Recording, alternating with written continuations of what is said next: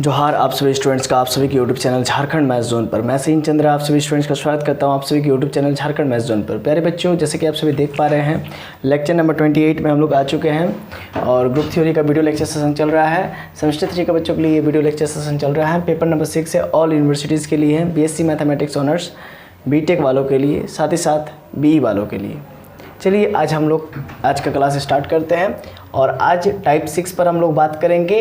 और आपको इससे पहले रेसिड्यू क्लासेस के बारे में कॉन्सेप्ट दे चुका हूं मैं, है ना। Residue classes of modulo m के बारे में कॉन्सेप्ट दे चुका हूं और आज के क्लास में मैं रेसिड्यू क्लासेस से रिलेटेड ही एक क्वेश्चन को सॉल्व करने वाला हूं और ये क्वेश्चन जो है कि ग्रुप थ्योरी से रिलेटेड है। आइए देखते हैं। एग्जाम्पल नंबर 23 क्या कहता है, show that the set of residue classes modulo m। देखिए यहाँ पर क्या कह रहा है कि show that the set of residue classes. आपको मैंने पिछले क्लासेस में सेट ऑफ रेसिड्यू क्लासेस निकालना सिखाया था इंटीजर का, ठीक है। तो show that the set of, और याद होगा आपको कि residue classes of set integer के लिए हम लोग m से रिप्रेजेंट करते थे। तो show that the set of residue classes modulo m im। देखिए यहाँ पर भी वही बात बोल रहा है, im इंटीजर का रेसिड्यू क्लासेस सेट बनाना है, डेट इज ZM, है ना। अब आगे देखिए, इज ए ग्रुप। तो कहने का मतलब इंटीजर का जो residue classes modulo residue classes set बनेगा, रेसिड्यू क्लासेस ऑफ इंटीजर्स जो बनेगा, यानी कि m तक है तो हम लोग m-1 तक ले जाएंगे, ठीक है ना, याद रखिएगा। तो रेसिड्यू क्लासेस m-1 तक बनेगा। अगर मान लीजिए मॉडुलो 5 रहे तो हम लोग 4 तक ले जाते थे, 0 1 2 3 4। अगर 6 रहे तो 0 1 2 3 4 5 तक ले जाते थे। तो अगर m है तो m-1 तक रेसिड्यू क्लासेस को ले जाएंगे और उसका सेट बनाएंगे। तो और उसका सेट क्या होगा हम लोग देखेंगे तो पता चलेगा क्या कि उसका सेट एक ग्रुप बनाता है, लेकिन किसके रिस्पेक्ट में, एडिशन मॉडुलो m के रिस्पेक्ट में। ये ऑपरेशन दिया हुआ एडिशन मॉडुलो m और डेट इज़ द सेट। अच्छा, क्वेश्चन समझाएंगे, क्वेश्चन बनाएंगे तो ज़्यादा अच्छा समझ में आएगा। That is the set ZM modulo m, यानी कि ये अलजेब्रिक स्ट्रक्चर है। जेड यानी कि क्या है, इंटीजर का रेसिड्यू क्लासेस का सेट है ना। ZM क्या है, इंटीजर का residue classes set. Is a group, ये प्रूफ करना है, ठीक है। तो अब आइए आगे देखते हैं कैसे प्रूफ करते हैं। प्रूफ लिखिएगा सबसे पहले, IM क्या है, तो set of all residue classes modulo m, है ना। वो सारे रेसिड्यू क्लासेस है ना, जो मॉडुलो मतलब सारा जो है कि रेसिड्यू क्लासेस है मॉडुलो m का, है ना। m से डिवाइड करते थे, याद कीजिए, मैंने आपको पिछले क्लासेस में बताया था। तो 0 1 2, यानी कि अगर मॉडुलो m लिए है तो 0 आएगा, 1 आएगा, 2 आएगा, 0 का रेसिड्यू क्लास, 1 का रेसिड्यू क्लास, 2 का residue class, dot dot dot dot dot, m-1 का रेसिड्यू क्लास, ये IM में आएगा। IM क्या है, तो सेट ऑफ ऑल, सभी सेट बना रहा है, all residue classes modulo m का सेट बनाया जा रहा है यहाँ पर। और आपको मैंने बताया था कि मॉडुलो m का रेसिड्यू क्लास कैसे निकालते हैं, है ना। तो ये सब चीज़ आपको याद ही होना चाहिए, है ना, कि कैसे कैसे करके हम लोग निकाले थे पिछले क्लासेस में। तो वो सब चीज़ अगर नहीं देखे तो आप पहले उसको देख लीजिए, है ना। रेसिड्यू क्लासेस कैसे निकाला जाता है वगैरह वगैरह, है ना, कि पूरा m से डिविजिबल हो जाए, है ना। तो उसके लिए हम लोग क्या करते थे, उसके लिए हम लोग जो है कि सिलेक्ट करते थे। मतलब मान लीजिए कि हम a का वैल्यू कुछ रखते थे तो b का वैल्यू मेरे को कुछ ना कुछ मिलता था, क्योंकि a congruence b modulo m था। तो उस केस में हम लोग a का वैल्यू अगर 0 रखते थे तो b का वैल्यू हमको क्या मिलता था, है ना। मैं b का वैल्यू 0 भी ले सकता हूँ, 1 भी ले सकता हूँ, 2 भी ले सकता हूँ, 3 भी ले सकता हूँ। अगर ये ऐसा केस अगर कह रहा हूँ तो उस केस में मैं मॉडुलो m का बात कर रहा हूँ, और क्योंकि मॉडुलो m मेरा डिफाइंड नहीं है उस केस में। अगर मॉडुलो 5 रहे तो फिर मैं 0 ले सकता हूँ, है ना। तो अगर a का वैल्यू 0 लूँगा तो b का वैल्यू क्या ले सकता हूँ, 0 लूँगा। b का वैल्यू फिर क्या ले सकता हूँ, 5 लूँगा। तो -5 आएगा, 0 - 5 और डिवाइडेड बाई 5 तो -1 आ जाएगा। हालांकि आपको ये चीज़ समझ में नहीं आ रहा होगा, मैं मुंह से बोल रहा हूँ तो कृपया आप वीडियो को, पिछले वाले वीडियो को देख लीजिए तो ज़्यादा समझ में आएगा, है ना। तो समझ में आ जाए कि क्या मैं बोलना चाह रहा हूँ, a congruence b modulo m। तो उसी प्रकार से अगर मैं बात करूं तो एक 0 का रेसिड्यू क्लास बन रहा था, 0 का रेसिड्यू क्लास, है ना। जब वो मैं b का वैल्यू, जो नंबर ऑफ सेट बनेगा b का, जिसमें मैं b का बहुत सारा डिफरेंट वैल्यूज़ को सिलेक्ट कर रहा हूं, तो उसी वैल्यूज़ को सिलेक्ट करने के बाद जो नया रिजल्ट आता है वो एक सेट बनाएगा और वो 0 का एक रेसिड्यू क्लास बनेगा, क्योंकि 0 के वजह से मैं एक बी का वैल्यू को सिलेक्ट कर रहा हूँ, क्योंकि ए का मान 0 है, तो ए का मान 0 है, तो 0 की वजह से मैं बी का मान को सिलेक्ट करना चाह रहा हूँ, है ना। तो उसकी वजह से बी का मान डिफरेंट आ रहा है। तो इसीलिए उस सेट को, बी वाले सेट को मैं 0 का रेसिड्यू क्लास कह रहा हूँ। पिछले वीडियो में मैंने बताया है, ठीक है ना, आप देखिएगा। चलिए अब क्या है कि 0 का रेसिड्यू क्लास बना, तो 0 के रेसिड्यू क्लास में लैम्डा टाइप का एलिमेंट आएगा, लैम्डा टाइप का, बहुत सारा लैम्डा टाइप का एलिमेंट आएगा। तो कुछ भी वैल्यू आ सकता है, लैम्डा 1 लैम्डा 2, है ना। तो यानी कि लैम्डा m से हम लोग रिप्रेजेंट कर रहे हैं, और m एक फिक्स्ड नंबर है, ठीक है ना। अब इसके बाद फिर 1 का रेसिड्यू क्लास में बहुत सारा टाइप का जो है कि इंटीजर्स हमको मिल सकता है, ठीक है ना। तो लैम्डा m+1, यानी कि मैं जब ए का वैल्यू, है ना, मैं यहाँ पर आपको एक बार बता ही देता हूँ, नहीं तो फिर आपको समझ में नहीं आएगा। ए कांग्रेस बी मॉडलो m, इसका मैं बात कर रहा हूँ, ए कांग्रेस बी मॉडलो m। और अगर मैं यहाँ पर बात कर रहा हूँ कि इसका मतलब क्या होता है कि a माइनस बी, है ना, डिविजिबल बाई m, ये होता है a minus be divisible by m, इसका मतलब यही होता है। तो अब ज़रा बात को समझिएगा गौर से। अगर मैं a का वैल्यू 1 लेता हूँ, समझिए, a का वैल्यू अगर 1 लेता हूँ, तो b का वैल्यू क्या क्या होना चाहिए जिससे कि वो m पूरा उसको काट दे। अगर a का वैल्यू मैं 1 लेता हूँ तो b का वैल्यू क्या क्या होना चाहिए जिससे कि वो m पूरा a माइनस बी को काट दे। हालांकि अगर इन जनरल बोल रहा हूँ तो शायद आपको समझ में नहीं आ रहा है। तो m का वैल्यू आप ऐसा कीजिए 5 रख दीजिए, मतलब a कांग्रेस बी मॉडलो 5। तो 5 करूँगा तो मैं अगर a का वैल्यू 1 लेता हूँ तो b का वैल्यू क्या होगा बताइए, जिससे कि वो काट जाए। मतलब कि a का वैल्यू अगर 1 लेता हूँ तो b का वैल्यू क्या होगा, 1 भी हो सकता है। तो 1 - 1 और नीचे में 5 कट जाएगा, है ना। अच्छा, अब मान लीजिए a का वैल्यू मैं 1 ही रख रहा हूँ, तो फिर b का वैल्यू और क्या हो सकता है, और आपका क्या कटेगा, किससे कट जाएगा, सोचिए, यही तो सोचना वाली बात है ना।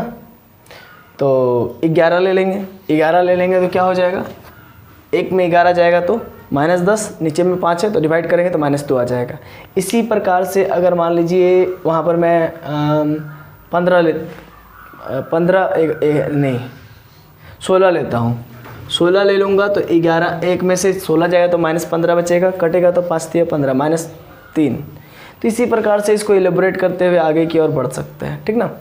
ये सब चीज़ें, तो जो वैल्यू b का आ रहा है, जैसे कि एक बार 1 आया, एक बार आपका 5 एक बार, हाँ आप 5 भी ले सकते हो, क्योंकि a का वैल्यू नहीं, 5 नहीं ले सकते हो। फिर आप जो है कि 11 लिए, फिर आप जो है कि 16 लिए। तो इसी प्रकार से आप जो है कि b का डिफरेंट वैल्यूज़ ले सकते हैं a के वैल्यू के बदलने पर। मतलब a का वैल्यू आप जो सिलेक्ट कर रहे हैं उसके ऊपर b डिपेंड कर रहा है, ठीक है। तो ये बात है। तो यहाँ पर भी वही मैं लिखा हूँ। तो इस प्रकार से जैसे कि मैंने जब a का वैल्यू 0 रखा तो उसके वजह से जो डिफरेंट वैल्यू जनरेट हुई, है ना, तो उसको मैं तो उन डिफरेंट वैल्यू से जनरेट हुआ वाला सेट को मैं 0 का रेसिड्यू क्लास कह रहा हूँ। और 1 जैसे कि मैंने a का वैल्यू 1 रखा तो उससे भी b का अलग वैल्यू डिफरेंट वैल्यू जनरेट हुआ, तो वो सारे डिफरेंट वैल्यू का जो जनरेटेड एलिमेंट का जो सेट होगा उसको मैं 1 कह रहा हूँ, 1 का रेसिड्यू क्लास। इसी प्रकार से 2 का, 3 का, 4 का, m-1 का, लेकिन मैं m नहीं लूँगा, क्योंकि अगर मैं m लूँगा तो फिर वो रिपीट कर जाएगा 0 के रेसिड्यू क्लास के बराबर। ये सब चीज़ मैंने पिछले क्लास में आपको बताया था। तो अब मान लीजिए 0 में क्या है, 0 में वो सारा एलिमेंट है जो लैम्डा m टाइप का होगा। 1 में क्या होगा, लैम्डा m+1 टाइप का होगा। 2 का रेसिड्यू क्लास में लैम्डा m+2 के टाइप का होगा। Where lambda is an any integer, कोई भी इंटीजर हो सकता है। m इज़ ए फिक्स्ड, और m क्या होगा, फिक्स्ड होगा। पहला हम लोग क्या करेंगे, क्लोजर प्रूफ करते हैं, आइए देखते हैं। मान लीजिए कि मैं यहाँ पर जैसे 0 है, 1 है, ऐसा है कुछ, तो मैं इन जनरल R1 ले लेता हूँ और R2 ले लेता हूँ। R1 R2 दो रेसिड्यू क्लास ले लिया, कहाँ से, तो IM से, ऑब्वियस सी बात है। अब इसको जोड़ने का, जैसे कि एडिशन मॉडलो क्या दिया हुआ, 7 दिया हुआ, एडिशन मॉडलो क्या दिया हुआ, m दिया हुआ, ऑपरेशन m दिया हुआ। तो इन दोनों के बीच में हम लोग एडिशन मॉडलो m लगाएंगे ना। थोड़ा सा रुक जाइए, अभी नहीं लगाते। पहले आप लोग ये जानते होंगे कि R1 + R2 दो रेसिड्यू क्लासेस को कैसे जोड़ते हैं, ये चीज़ जानते हैं कि नहीं। R1 + R2 अगर लेस देन m हो जाए तो फिर R1 + R2 का रेसिड्यू क्लास इस प्रकार से जुड़ता है। मतलब R1 का रेसिड्यू क्लास और R2 का रेसिड्यू क्लास ये होता है, R1 + R2 का रेसिड्यू क्लास के बराबर होता है। अगर मैं यहाँ पर 0 का रेसिड्यू क्लास लिया हूँ, अगर 1 का रेसिड्यू क्लास लिया हूँ, तो वो किसके बराबर होगा, 1 के ही बराबर होगा। 0 + 1 1 का रेसिड्यू क्लास के बराबर होगा। यानी कि 0 का रेसिड्यू क्लास और 1 का रेसिड्यू क्लास 1 के रेसिड्यू क्लास के बराबर होता है, या फिर 2 का रेसिड्यू क्लास, 3 का रेसिड्यू क्लास 5 के रेसिड्यू क्लास के बराबर होता है।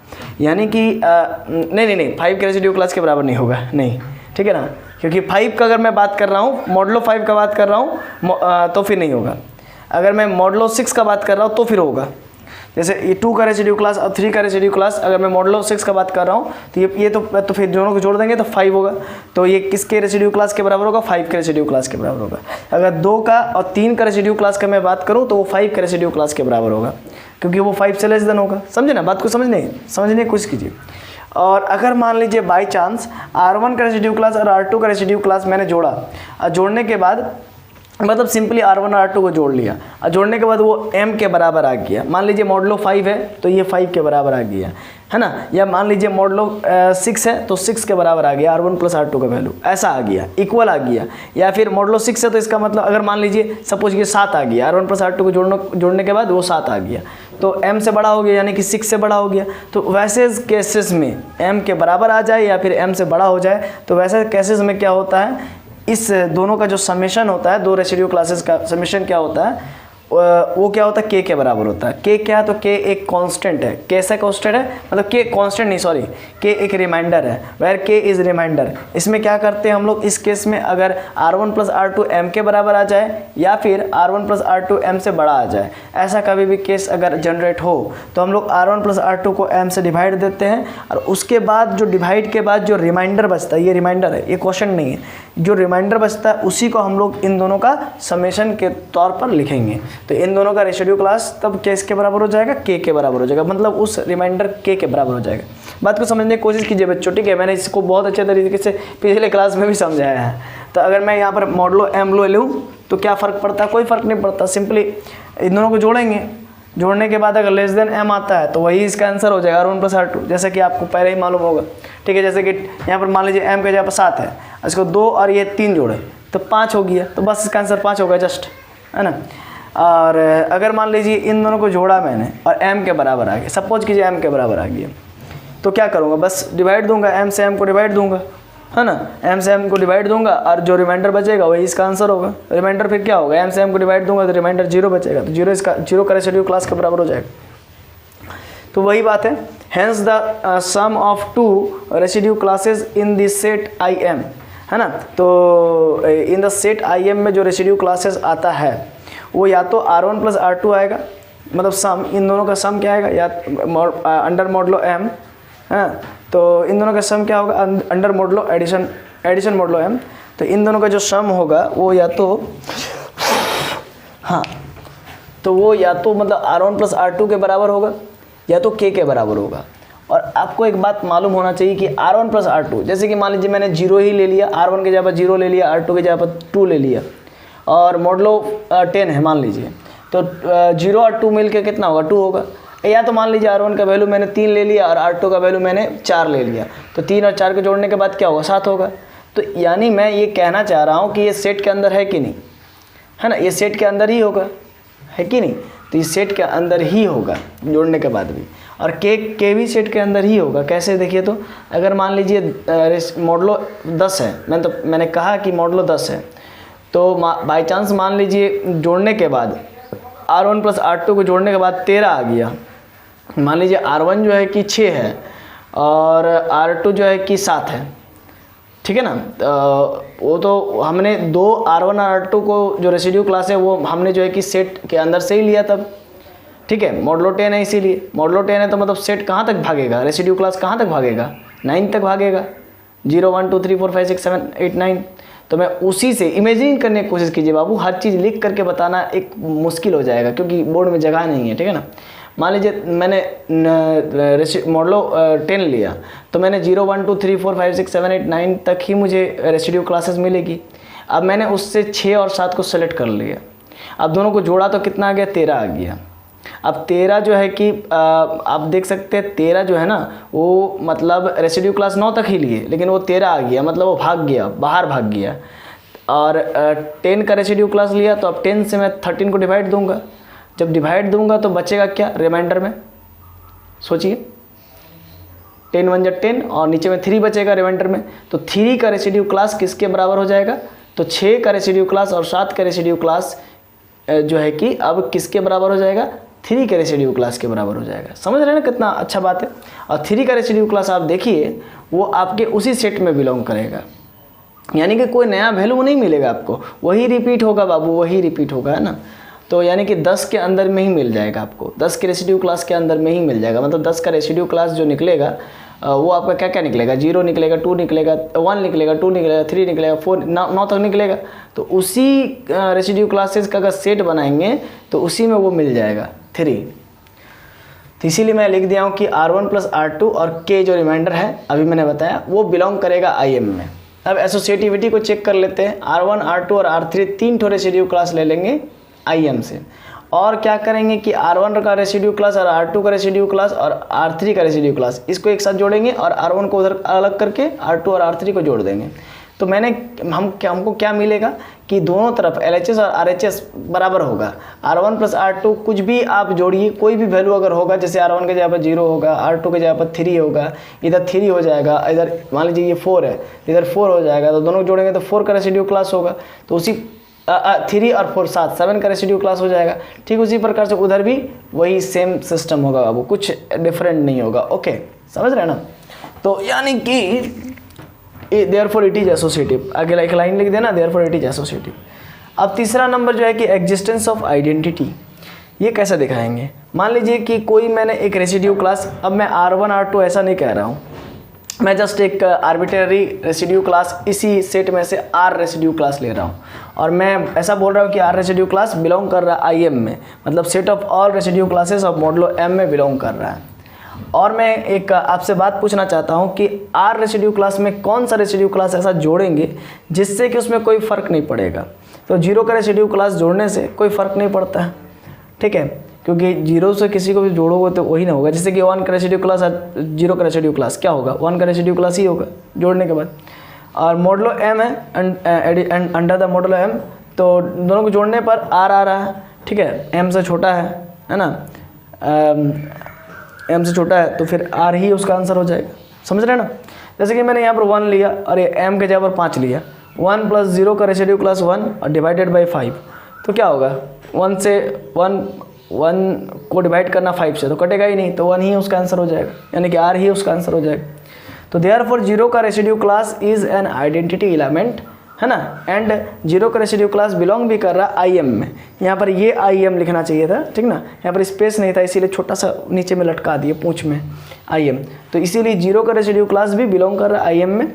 तो ये आइडेंटिटी यहाँ पर एग्जिस्ट कर गया, यानी कि यहाँ पर आइडेंटिटी एग्जिस्ट करता है। देयरफॉर एक लाइन नीचे में लिख दीजिएगा, therefore here identity element is exist in IM, है ना, इन IM, ये वाला IM लिख लीजिएगा। अब चेक करेंगे एग्जिस्टेंस ऑफ इनवर्स है कि नहीं।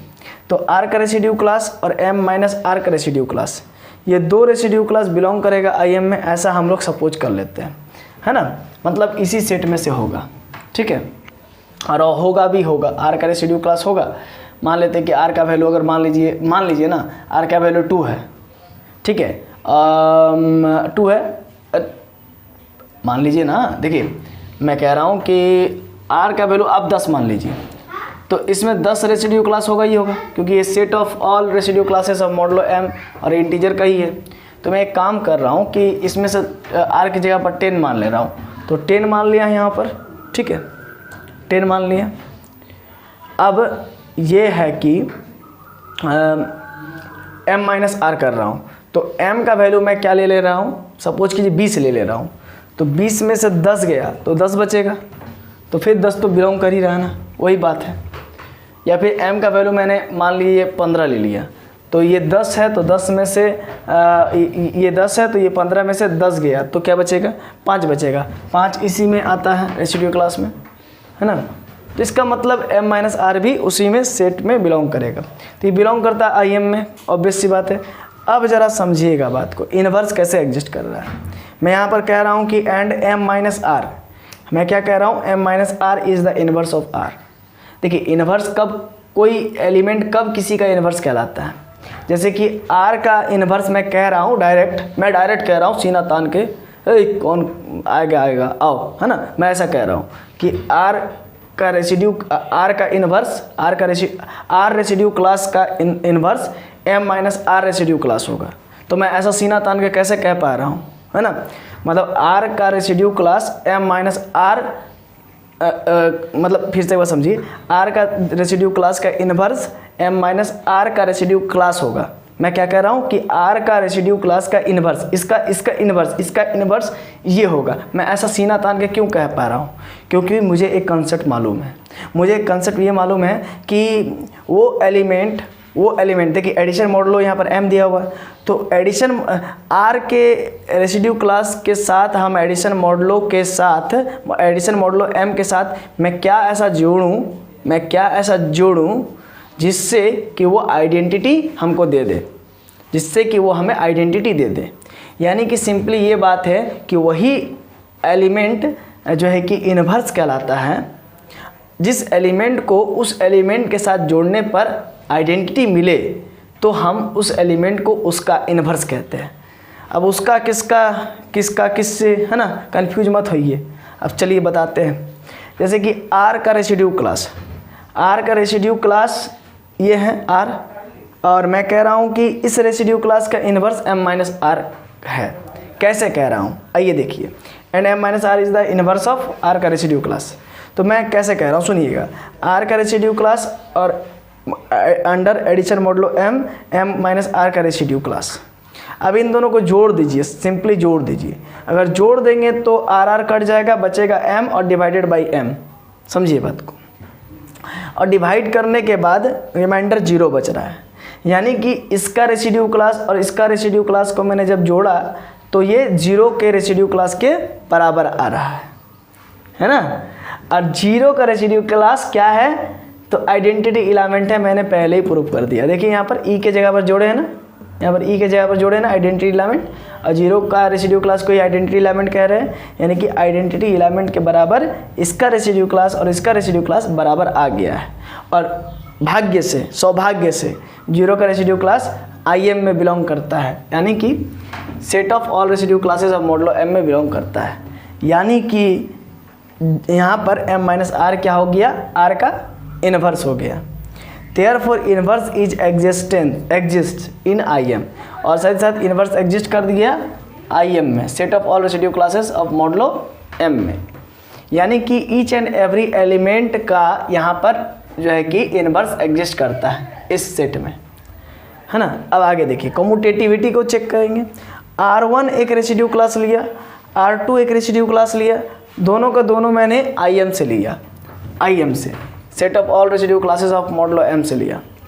अब मैं R1 को जोड़ूंगा और R2 को जोड़ूंगा, चाहे R2 को जोड़ूंगा और R1 को जोड़ूंगा, दो रेसिड्यू क्लासेस को आपस में जोड़ेंगे ऑर्डर चेंज करते हुए, तो हम लोग का वैल्यू LHS का और RHS का बराबर आ जाएगा। तो हेंस इट इज कम्यूटेटिव, इसी वजह से इसको हम लोग कम्यूटेटिव कहेंगे। और नीचे में एक लाइन लिख देंगे, हेंस इट इज सेटिस्फाइड। देखिए 5 लिखने का स्टाइल भी गजब है ना। Hence it is satisfied 5 axioms, therefore it is an abelian group. देखिए ये पहले आप उतार लीजिए, स्क्रीनशॉट ले लीजिए। अब मैं इरेज करता हूँ, ठीक है।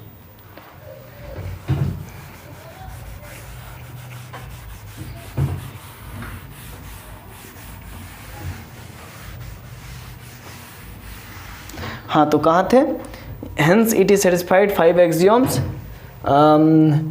therefore the given set S is an abelian group हो गया with respect to addition modulo